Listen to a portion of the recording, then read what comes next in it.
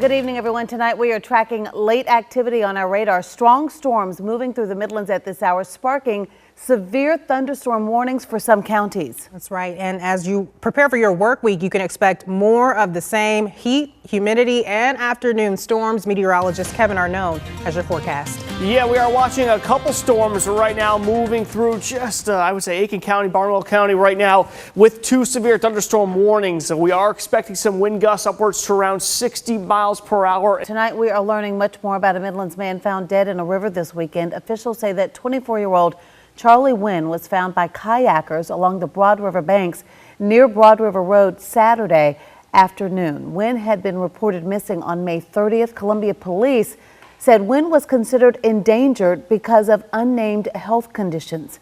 His mother tells us that she's not sure what happened. An autopsy revealed Wynn died due to probable drowning. Today, friends and family paid their respects to a North Carolina sheriff's corporal killed when her father drove his car to a restaurant as his family ate inside. Funeral services for Caitlin Self were held this afternoon in Gaston County. Caitlin died when her father drove into the Surf and Turf restaurant May 20th. Her sister-in-law was also killed. Roger Self has been charged with murder and remains behind bars. The family's pastor has said his mental health was the contributing factor in this deadly accident. Decision 2018, we are now less than 2 days away from Tuesday's primary vote. Many of the races on the ballot, of course, perhaps the most contentious is that of Fifth Circuit solicitor. Incumbent Dan Johnson is embattled in controversy after a watchdog group revealed thousands of dollars in questionable spending by his office earlier this year. He is not facing any charges, but he is facing a challenger, attorney Byron Gibson. This evening, I sat down with both men this afternoon to talk about the big issues in the race. Our Caroline Hecker reports. Dan Johnson and Byron Gibson are making one final plea to voters ahead of Tuesday's primary. During a forum Sunday afternoon, Johnson addressed allegations of questionable spending that have plagued his campaign. One of those purchases, a receipt for almost a dozen cases of beer on Hilton Head Island. We have a solicitors conference that we go to, and I take a large amount of my staff down to a conference where all the solicitors go in the state. So we provide a hospitality room. But Johnson says without seeing the results of the audit, he can't say for sure that's where the alcohol was purchased. When asked if it was proper to spend taxpayer dollars on things like alcohol, here's what he had to say. I would not get upset about that if it was in the context of either that particular event or Christmas or something like that. Challenger Byron Gibson says the audit Johnson ordered should be done in time for voters to make an opinion. We shouldn't be in a position where we're trying to figure out where these things happened. You know, the money came out of the solicitor's account, so the solicitors should know where they went. And in the audits, I've been a part of major audits with different organizations that I'm a part of, and some of them can be done in 45 days, 60 days, in lesser periods of time. Johnson also addressed text messages that have come to light between him and 2 former female employees. The women say they left the solicitor's office after the texts made them feel uncomfortable. Johnson says they've all been taken out of context. Well, when I say crossing, I don't mean crossing the line, but I've sent text messages that I wish I had worded better, right? I've sent text messages that I say, well, maybe I should have picked up the phone. I don't know, but not in a sexual way. You say that they weren't meant in those ways.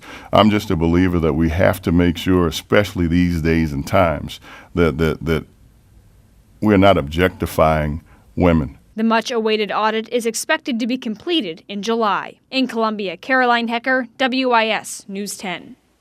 Also related to that audit, again, as Caroline mentioned, the official results expected later in July, but Michael O'Shea, the forensic accountant who has been hired to conduct that audit, says he has already identified expenses that were personal in nature by several employees and what he called sloppiness in documents that he's reviewed so far.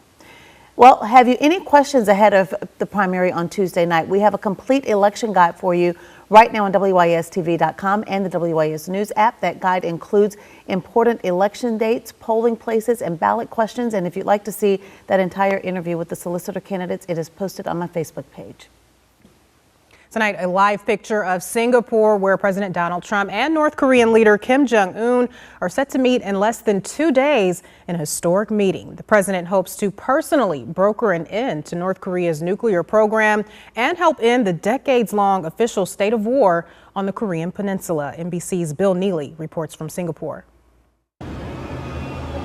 Stay with us, everyone, on this Sunday night. Coming up, special Midlands athletes gearing up for a very big competition next month. How these Midlands tennis stars are set to represent the Palmetto State next month across the country. Plus, we're tracking a line of wet weather tonight and looking ahead to your work week. Your full First Alert forecast after the break.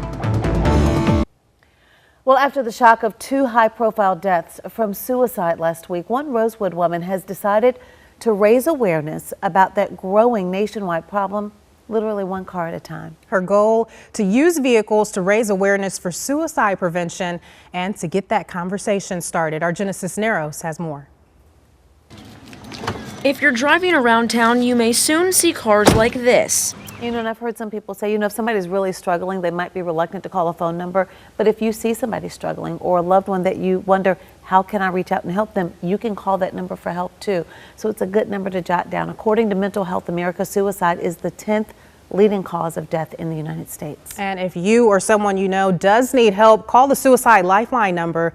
That's 1-800-273-8255. You can call that number anytime, as the phone lines are open 24 hours, 7 days a week. There's also a crisis text line. Just text HOME to 741-741. All right, everybody, stay with us. Carolina slugs its way to a super win in Arkansas. When we return, highlights and reaction from Game 2 of the Gamecocks with the Razorbacks. Sports is next. Certainly that play is something to talk about, but if USC goes on to win Monday night, wow. I know we have election coverage coming up, but hey, it's going to be all about the Gamecocks on Tuesday if they win Monday night, because they'll be going back to Omaha. They will be going back to Omaha, but they'll be going later in the week, correct? Right. So we can focus on the elections Tuesday, then we'll follow up with the game. Nah, that doesn't sound like something I do. We're multitaskers. We'll work it all in, right, Maybe Emily? you will. I think you can figure it out. We'll work it all in. All right, we're going to take a break? Yep, final We'll be second right forecast back. right after this.